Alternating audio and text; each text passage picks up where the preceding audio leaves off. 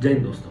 तो पिछले कुछ दिनों से न्यूज़ चैनल्स में और हेडलाइंस में हम बहुत सेलिब्रेशन कर चुके हैं कि 4 ट्रिलियन इकोनॉमी बन चुके हैं हम लोग, जापान को पीछे छोड़ दिया है, 4th लार्जेस्ट इकोनॉमी है, सब बातें चल रही है, सेलिब्रेशन हो रहा है। तो हम सेलिब्रेशन ख़त्म करके रियलिटी चेक में आते हैं कि क्या है असली न्यूज़, क्या है जो आपको बताया नहीं जा रहा है।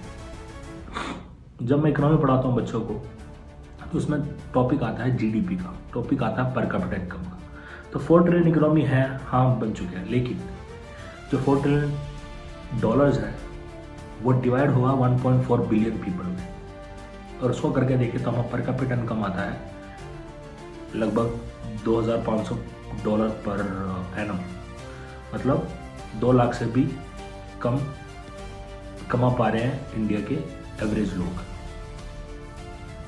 और अगर जापान की बात करें तो जापान में है सिर्फ 12 करोड़ लोग, सिर्फ 12 करोड़ लोग, और उनका जीडीपी डिवाइड होता है 12 करोड़ में, और उनका पर कैपिटा इनकम है $33,000।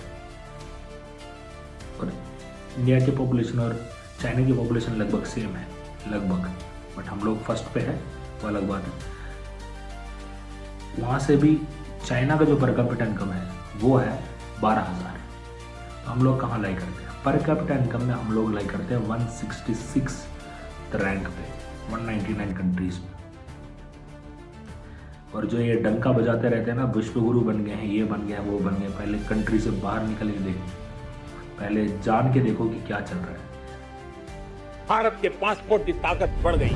आज के दिन Indian passport symbolizes dignity, Prestige, power. हम पासपोर्ट लेके इमिग्रेशन ऑफिस में खड़े होते हैं, they look at it with lot of respect, like सीधे उनके मुंह से निकलता है, oh you come from the country of Modi, oh you come from the country of Modi. Wake up to reality.